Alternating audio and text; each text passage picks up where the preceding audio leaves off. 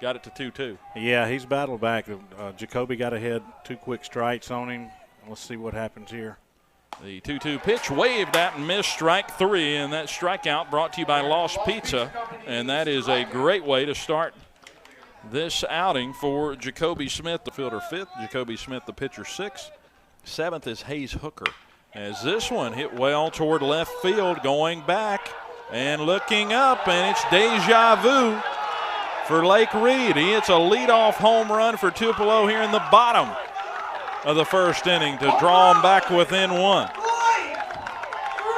So there you go. Something about the first at bat against these Starkville Yellow Jackets for Lake Reed as he goes yard for his 4th home run of the 2023 campaign. Tell you what, Starkville looks like an athletic team, Dylan. They do. They've got some athletes on the field, and Pulliam does that for him. Here's strike 3 swinging as Hornberger went fishing for the off-speed delivery. And the number 9 hitter is retired. 77 there from Smith. The top of the 3rd. Smith here gets a ground ball out in front of the plate. Reed's going to come out from behind and make a good play. Falling down after making the throw, but gets the out nonetheless. Quick as a hiccup back there. He comes out of the crouch and into that throw fairly easily and seamlessly. I think about back when I used to watch March Madness in college, the Fab Five, Michigan. That's right. Strike 3 brought to you by Lost Pizza. Nice pitch there by Jacoby Smith. A little breaking ball caught the corner. And that is 3 Ks now for him on the afternoon. It's 1-2. Long pause by Coleman, the pitch. This one laced into left center field. That's down, and extra bases possibly. We'll see. McCoy's going to round and try to get to second. In scoring is Reed. The throw in is there at second, and he's gunned down. Starkville had a clutch hit to take an early lead. We'll see if Tupelo can try to get a lead of their own on one. Strike 3 swinging, but it gets away.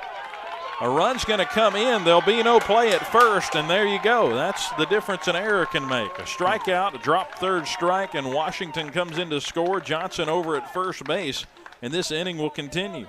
Take it any way you can get it. Any way, Dylan. Trust me. When you get on base, you make things happen. You put pressure on the defense. 76 miles per hour. It's just got a lot of drop to it. 2-1 to Ballard, who's 0 for 1 with a strikeout looking.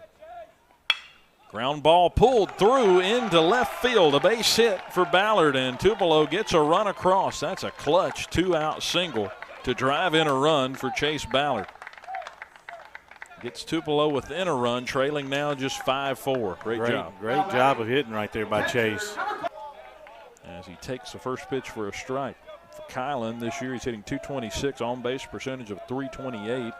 Has 12 hits to this point. 0-1 to Washington. Pitch, line drive into shallow right center. That's a base hit. In comes one. Here comes the go-ahead run. He'll score. And Tupelo now leads it 6-5 as Ballard and Reed come in on the 2-out RBI single that ended up being stretched into a double on the throw by Kylan Washington.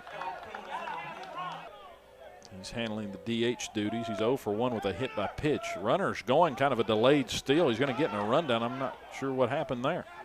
They're going to tag him out in the middle of between first and second.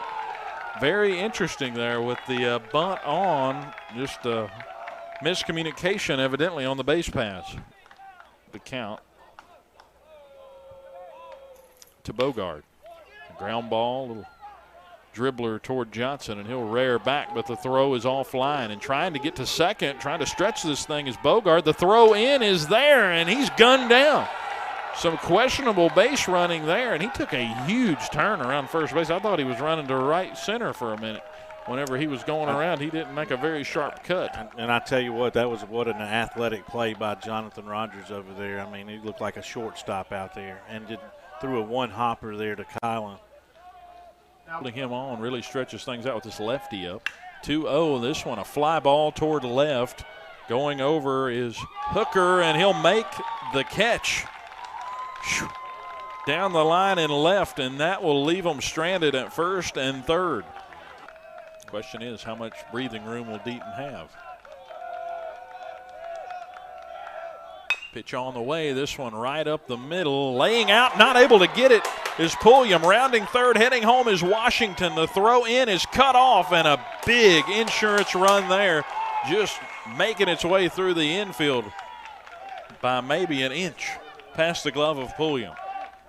Tupelo gets an all-important insurance run, and they now lead it 7-5. And even if he had gotten to it, it would have been a tough play to get an out. Here's a line drive over the glove of DeWeese into right field and rolls all the way to the wall. 2 runs are in. Rounding first, heading for second is Smith, and he's not stopping. Trying for third. The throw is high, and it is off of the wall there. I thought maybe it might go out of play. Instead, it's a bases clearing triple, and it's 9-5 Golden Wave. Awesome. The way you hit the baseball right there. A 2-run triple to just cool off this Starkville side, right? This is just taking a ball game here in the 6th inning. All with how many outs? Dylan? 2 down. Thought would roll all the way to the wall, would hit and take one to just plop out there. 2-1, and this one's hit on the ground and under the glove of the first baseman Simpson. Another run in for the Golden Wave. Driscoll with a hit. It's a 2-out parade here for the Golden Wave in the 6th inning. That's 5 runs, and that's now the last 8 to come in and touch home plate has been with 2 down. As Gideon Deaton going to come in and try to get the final 3 outs as Tupelo leads 10-6. This is Golden Wave baseball. Deaton will get warmed up. Smith off with an ovation. What he did on the mound and then what he just did with his bat, that 2-run triple, and then he later scored on a single. He'll exit, and we'll see Deaton trying to get Tupelo the rest of the way across the finish line. Tupelo would again answer in the bottom of the inning, take a 6-5 lead. There's another line drive snared, leaping effort by Washington, and there's 2 down.